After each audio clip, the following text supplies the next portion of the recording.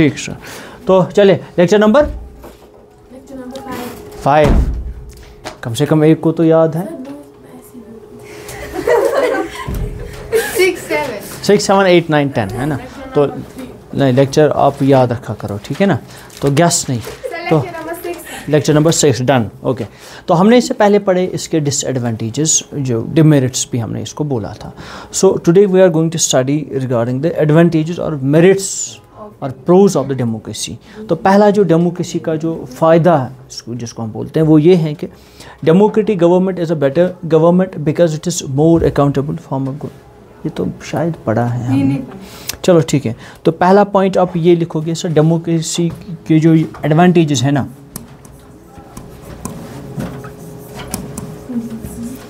Advantages समझ लेना बेटा। डेमोक्रेसी के एडवांटेजेस ये हैं कि ये मोर अकाउंटेबल है। क्या है? मोर accountable. What is accountable? Anyone? What's accountable? Accountable means answerable, जिम्मेदार, रिस्पॉन्सिबल, ठीक है ना। अगर गवर्नमेंट कोई भी डिसीजन लेगा तो लोग उससे पूछेंगे, ठीक है ना। अगर गवर्नमेंट भी कहीं पे कोई टैक्स जमा करेगा, लोग पूछेंगे कि कहाँ पे आपने इसको इस्तेमाल किया है। So people have right to ask the government, this is called the accountable government. तो ये कोई गवर्नमेंट ऐसी नहीं है जिसमें इतनी अकाउंटेबिलिटी होती है। Take the example of monarchial system. Monarchial system में किंग को हम नहीं पूछ सकते कि कौन सा डिसीजन लिया और क्यों लिया। किंग वहाँ पे जो है हाईएस्ट एंड सुप्रीम पावर है। तो डेमोक्रेसी में ऐसा नहीं चलता है। जो भी गवर्नमेंट होती है तुम आसान लुकन हिंद नौकर बुझिया, मोदी जी लुकन हिंद नौकर पूछा। अच्छा, तो अगर हम थ्योरेटिकली देखेंगे तो मैं सही बोल रहा हूँ। नौकर बोलते हैं खिदमत करने वाले को। तो जितने भी मिनिस्टर्स हैं, जितने भी जो प्राइम मिनिस्टर साहब हैं हमारे, जो प्रैक्टिकल तो चीज़ें कुछ डिफरेंट ही होती हैं, but theoretical part is this कि वो हमारे स्लेव नहीं हैं, बट एटलीस्ट काम करने वाले खिदमतगुजार होने चाहिए, ठीक है ना। वो जो भी करेंगे लोगों के फ़ायदे के लिए करने चाहिए, और लोगों को ये राइट होना है, right to ask the government, ठीक है ना, right to make them answerable, accountable, responsible. तो ये पहला इसका जो एडवांटेज है अकाउंटेबल, जिसको हम रिस्पॉन्सिबल लिख सकते हैं, आंसरेबल लिख सकते हैं। तो democracy improve the quality of the decision making. Sir दूसरा इसका ये है कि इसकी जो डिसीजन मेकिंग है ना, उसमें क्वालिटी इम्प्रूव होती है। Quality of decision making improve होती है। क्या होती है? Quality of decision making.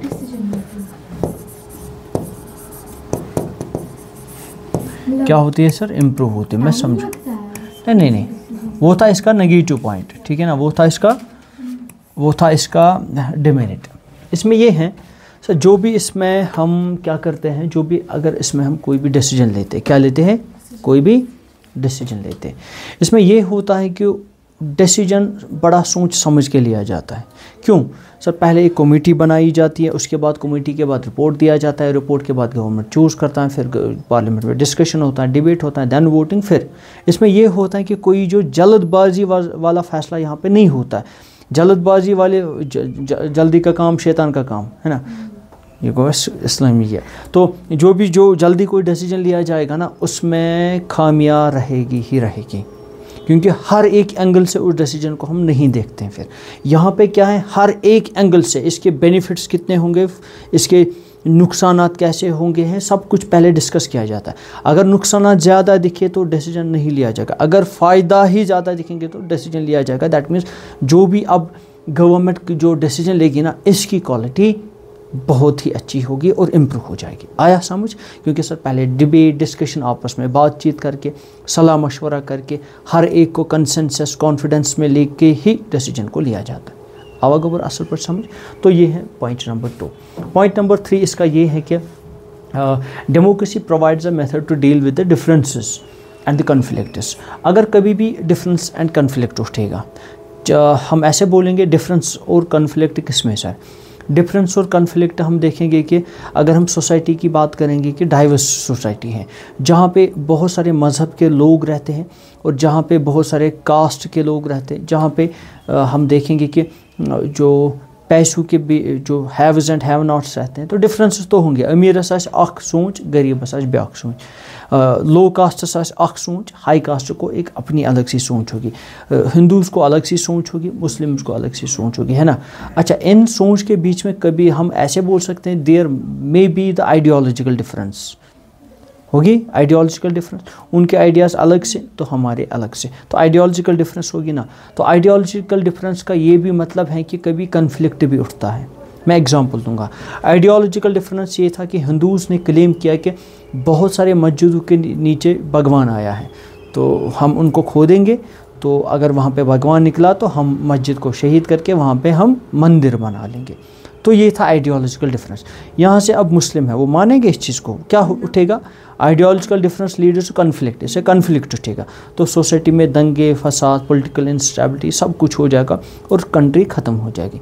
लेकिन डेमोक्रेसी एक ऐसा सिस्टम होता है जिसमें वे होता है, प्रोसीजर होता है इन डिफरेंसेस को जो आराम से झगड़े के बगैर सॉल्व करने के लिए। मुस्लिम किधर गए, सुप्रीम कोर्ट ने बैन किया, बोला किसी भी मस्जिद में आप नहीं खोद सकते हो, ना कहीं पे चेक कर सकते, जो था आज़ादी से पहले वो हो गया, बस आज के बाद ऐसा कुछ भी नहीं होगा। तो डेमोक्रेसी में हमने एक पावर दिया है जुडिशरी को भी, जुडिशरी ने डिसीजन लिया, हिंदू चुप मुस्लिम चुप, बस सोसाइटी में फिर से अमन। तो यही बोलता है कि डेमोक्रेसी एक ऐसा मेथड प्रोवाइड हो सकता है, मराठनाव में हो सकता है, जैसे सार खरान प्रियदर्शी परनावान, हाँ बा परनावा था जेल पे पत।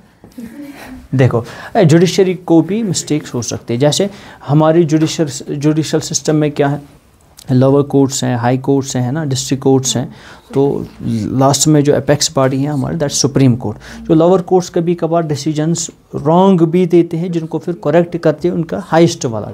तो इंसान है, गलती हो सकती है ना, पर फिर जानबूझ के गलती की या कि अनजान हो के गलती के, इट डिपेंड्स, ठीक है। तो अगर जुडिशल सिस्टम में कंट्री का स्ट्रॉन्ग रहेगा ना, गवर्नमेंट कभी गलत नहीं कर सकती। जुडिशल सिस्टम करप्ट नहीं होगा तो गवर्नमेंट डेमोक्रेसी को अच्छे से प्रोटेक्ट कर सकती। जुडिशल सिस्टम करप्ट हो गया, डेमोक्रेसी का जनाजा उठेगा उसी दिन, ठीक है। तो देखो अगर जुडिशरी आशा करप्ट तो वन खनियो मस्जिद, माना तमी जुडिशरी हूँ, तो दंगा तो उठता, हर चीज़ में बर्दाश्त करूँगा लेकिन मज़हब पे नहीं, मज़हब पे मैं नहीं मानूंगा, ठीक है। चलो गवर्नमेंट में दीन में बात आई स्विच चली, लेकिन मज़हब पे मैं नहीं मानूंगा, कुछ भी हो जाए। वैसे ही हिंदू भी मज़हब पे नहीं मानेंगे, क्यों मानेंगे, मज़हब एक जो अलग किस्म की एक जो आस्था का सवाल होता है ना। तो आस्था मीन्स कि हमारा एक बिलीफ होता है, ईमान का सवाल जैसा। ईमान मुझे ये बोलता है कि मज़हब के लिए मर भी सकते हो, है ना, मरेंगे। एक दूसरे के मज़हब से नफरत है, नहीं करनी चाहिए। हमारा इस्लाम बोलता है कि मत करो ना। हम मुस्लिम करते हैं नफरत, वो तो उनका रिलीजन है ना, हम करते हैं नफरत। हम जो भी आप देखोगे युस्त सोन मौलवी सोबाश का झूठा टीचर आ सुमन होते हमेशा उनके मज़हब को रेस्पेक्ट कर लो, क्योंकि हमारा मज़हब बोलता है कि हर एक मज़हब को रेस्पेक्ट करो। क्यों, इसका रीज़न है, रीज़न से बना, अगर आप ये बिलीफ रखते हो कि आपका मज़हब सही है, ठीक है ना, अगर आप किसी के मज़हब को गाली निकालोगे वो आपके अकॉर्डिंग झूठा मज़हब है ना, आप बोल रहे हो कि ये शिरक वगैरह करते हैं तो झूठा मज़हब है, वो अगर आपको वापस गाली निकालेंगे तो आपके सच्चे मज़हब को तो गाली निकलेगी ना, क्यों, आपकी गलती की वजह से। आप उनके झूठे मज़हब को गाली मत दो, आपका सच्चा मज़हब बचेगा, ठीक है ना। हर डाइवर्सिटी में रहो और आप क्या करोगे, आप रेस्पेक्ट करो उनको, तिमन चाहे भगवान छ पुतल छ क्या छ, रेस्पेक्ट कर लो, ये उनकी अपनी जो बिलीफ है ना, उनके साथ मत छेड़ो। हाँ, अगर वो फिर आपको तंग करेंगे, आपके मज़हब पे अटैक करेंगे, उस टाइम चुप नहीं बैठना है, उस टाइम हमें इजाज़त है कि फिर लड़ो, ठीक है ना। लेकिन वो अच्छे से रह रहे हैं, आप उनसे डबल रेस्पेक्ट यहाँ से दो, ये हमें मज़हब सिखाता है, ठीक है ना। मज़हब नहीं सिखाता आपस में बैर रखना, ना वो यशमुन परहैप्स अल्लामा इकबालन, हिंदू हैं हम वतन के, हिंदुस्तान हमारा, है ना, कुछ बड़ा उसने लिखा है। तो मज़हब बैर नहीं, डिस्क्रिमिनेशन मज़हब के नाम पे नहीं, नफ़रत न क्या, तो मज़हब के नाम पे नफ़रत कभी नहीं करनी चाहिए। हाँ, आवाज़ समझ वो सवाल democracy provides a method to deal with the differences and the conflicts. ये मैंने समझा, डेमोक्रेसी एक मेथड, एक प्रोसीजर ऐसा हमें प्रोवाइड करता है जिससे हम क्या करेंगे, हम जितने भी डिफरेंसेस हैं, जितने भी आइडियोलॉजिकल डिफरेंस हैं, उनको अच्छे से डील करें, जो मैंने अभी एग्जांपल दी है ना। Now democracy enhances the dignity of the citizens. Democracy से क्या होता है सर, सिटीजन्स का जो रेस्पेक्ट है, वक़ार वो बढ़ जाता है। सही बात है।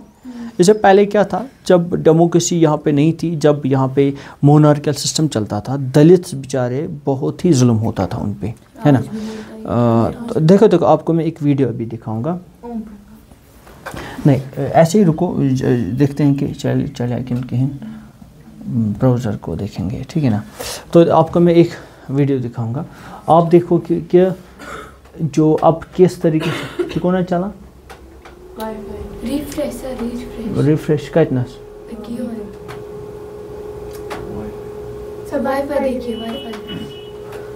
चल तो रहा है।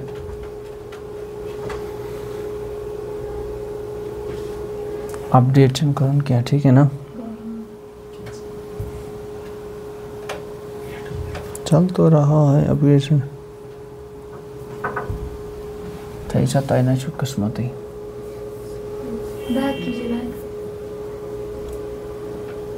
चलो फिर बाद में देखते हैं। अब देखो, अब मुझे ये जो पता चलता है कि इंसान को, सॉरी, हर एक कॉमन मैन को इसमें जो डिग्निटी, वक़ार, इज़्ज़त, रेस्पेक्ट बढ़ जाते हैं। देखो कैसे, मोदी हाई कास्ट नफर है ना, तो पीएम है। दलित क्या है, लोग, है ना। इनके अकॉर्डिंग हमें ये प्रैक्टिस करना इस्लाम भी जायज़ नहीं देता और कॉन्स्टिट्यूशन भी जायज़। जब हुज़ूर सल्लल्लाहु अलैहि वसल्लम का आखिरी खुतबा था ना, उसने बोला कि कोई भी गोरा काले पे फौकियत नहीं रखता है, कास्ट रेसिज्म के खिलाफ। बोला कि अल्लाह के सामने जो वही इंसान सबसे बड़ा होता है जिसके डीड्स अच्छे होंगे, ठीक है ना। यम्स अमल आसान रच बिलाल हबशी काला लेकिन अमल लावन तुहद पोजार खुर लावन तो है ना, सही बात है ना। तो हम तो नहीं पहुंच सकते उधर कभी भी, अगर जो उसका कलर ब्लैक है, लेकिन हमसे अमल में कहीं पता नहीं कहाँ निकल गया, है ना। वहाँ पे तो सोचने की तो बात ही नहीं, पहुँचने की तो बात ही नहीं, तो सोचना दूर है।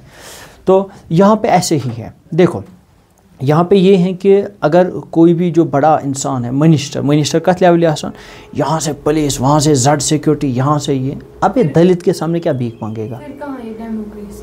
हाँ देखो अब ये डिग्निटी कैसे बढ़ेगी एक इंसान की। हम देखते हैं इलेक्शन के टाइम पे फिर मोदी जी जाते हैं, दलित के साथ खाना खाते हैं, उनके पैर धोते हैं, उनसे टॉवल मैं दिखाता ना वीडियो इसमें अभी, अगर हाँ पैर वही ना, ये चला रही है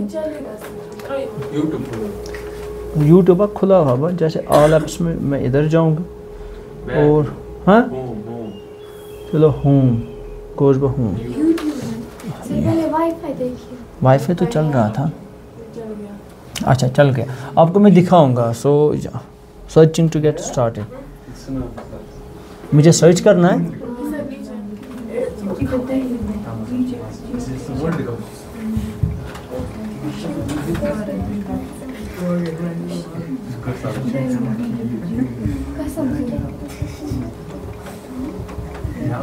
ये इलेक्शन के टाइम पे क्यों कर रहा है मोदी जी, क्योंकि उसको आप देखो, देखो ये मोदी जी क्यों कर रहे हैं, रेस्पेक्ट बढ़ रही है दलित की। भाई साहब, जिस दलित को टच करना भी ये नागवारा समझते थे, आप देखो मोदी जी क्या करेगा। ये दलित बंदे बैठे हैं और मोदी जी यहाँ पे पैर इसके धो रहे हैं और टॉवल से साफ करेगा। डिग्निटी बढ़ रही है एक बंदे की। नहीं, आप मोदी जी यहाँ पे क्या दिखा रहा है कि सब इक्वल है, सब इक्वल है। नहीं, तो ये आए क्यों है, अच्छा क्यों कर रहे हैं ये चीज़ें, कॉन्स्टिट्यूशन में सब इक्वल है ना, इक्वलिटी है ना। अच्छा यही तो है, डेमोक्रेसी से क्या होता है सर, जिस दलित को अभी तक पूछा भी नहीं जाता है, आज देखो प्राइम मिनिस्टर मुल्क के क्या कर रहे हैं, डिग्निटी बढ़ रही है। जो भी इसका जो भी देखो, नहीं प्राइम मिनिस्टर हमें ये दिखाने की कोशिश करता है कि मैं अगर इतना कर सकता तो आप एटलीस्ट इनको समाज में जो समाज क्यों रोना आ रहा है, मोदी जी का बुरा लग रहा है। तो आप देखो बेटा, बस तो आपने हमने क्या देखा, हमने यहाँ पे देखा आपका जो एक मैंने पॉइंट, देखो बेटा पॉइंट हमने ये समझा, इससे आपको ये पॉइंट समझ आया, अच्छे से समझ आया, फिर से मत बोलने की ज़रूरत है, प्रैक्टिकल में देखा। अब देखो बेटा, सो डेमोक्रेसी इज़ बेटर, क्या दलील गई, हाँ क्या अवानस असल पे, हाँ हिंदू मुस्लिम च आसान फ़र्क, मतलब कमिश फ़र्क, आधे बोलते हैं हिंदू मुस्लिम भाई भाई, हाँ आपस में सब भाई पे, हाँ आप बोलो। लेकिन अकॉर्डिंग टू इस्लाम मुसलमान का भाई। इसको हम फिर कभी डिस्कस करेंगे, फिलहाल ये तो आज भी रटना। अच्छा वो हजा था ना तो democracy is better than other forms of government because it allows us to correct its own mistakes. Democracy जो इसलिए बेस्ट है क्योंकि अगर इंसान कभी गलत करता है तो कॉन्स्टिट्यूशन जो इंडिया का है दैट इज़ ये फ्लेक्सिबल कॉन्स्टिट्यूशन है ना। फ्लेक्सिबल कॉन्स्टिट्यूशन मतलब ये है कि हम इसमें अमेंडमेंट चेंज करके उस वाले कॉन्स्टिट्यूशन को, उस वाले रूल को जो है चेंज कर सकते हैं। That means we changed or amended the constitution many times। इसका मतलब ये है we are correcting our own mistake, जो मैं खुद मिस्टेक कर रहा हूँ ना उसको मैं सही कर रहा हूँ कॉन्स्टिट्यूशन में, जो कि किंग के ज़माने में नहीं था। मैं आपको एक एग्जांपल इसमें एग्जांपल से है वो समझिए। कोलकाता में एक जो हमारी एक बहन थी डॉक्टर साहिबा, उसका रेप हो गया, ठीक है ना। तो पता नहीं कि कौन जल्लाद बंदे थे। अच्छा वहाँ की जो पुलिस थी उन्होंने क्या किया, उन्होंने 5-6 बंदूक को लिया, एनकाउंटर और ख़त्म। सब तारीफ़ है, पब्लिक बोल रहा है बहुत अच्छा किया इनके साथ, है ना अच्छा किया ना उनके साथ। तो उनके लेकिन जब वहाँ पे एक कमेटी बिठाई गई ना, उन्होंने किया ही नहीं था। तिम खबर कम मोहम्मद खबर कम तो टप गई मित। अब जो पुलिस वाले बंदे थे, एक तो वो लड़की बेचारी गई, एक तो वो लड़की गई, ठीक है ना, और दूसरा यहाँ पे क्या होता है, दूसरा कि बेगुनाह लोगों का एनकाउंटर हो गया।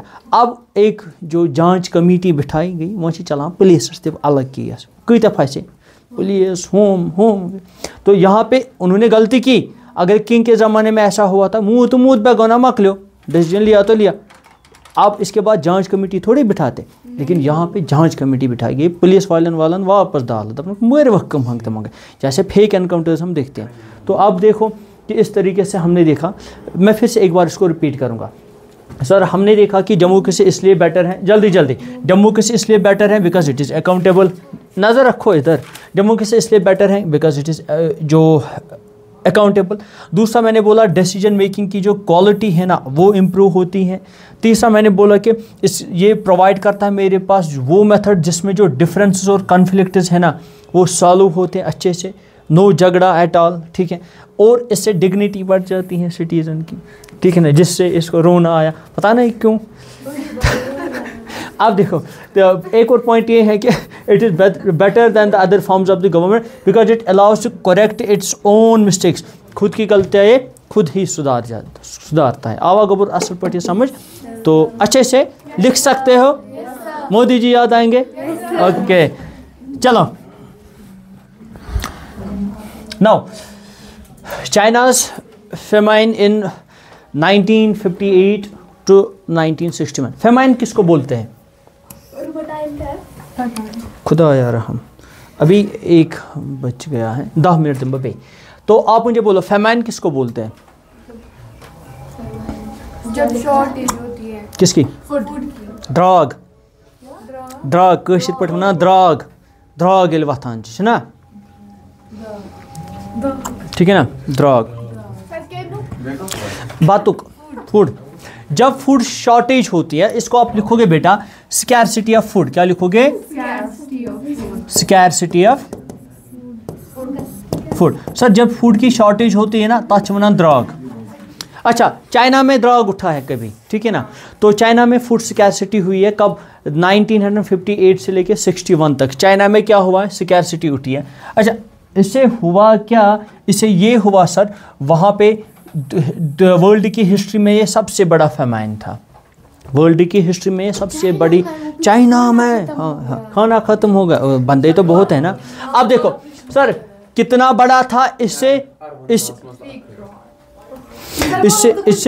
वजह हाँ कौन सा यार अच्छा क्या थे ना सर?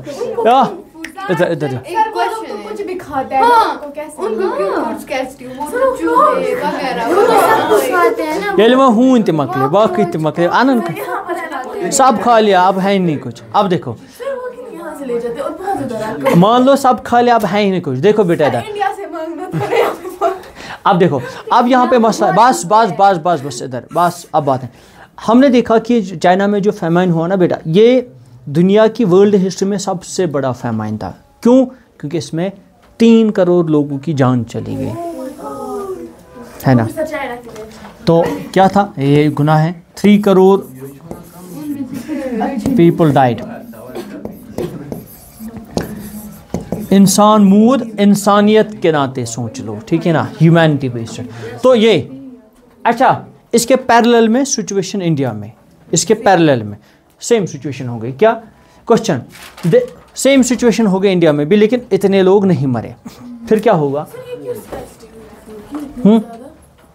देखो इसमें बहुत सारे रीज़न होते हैं।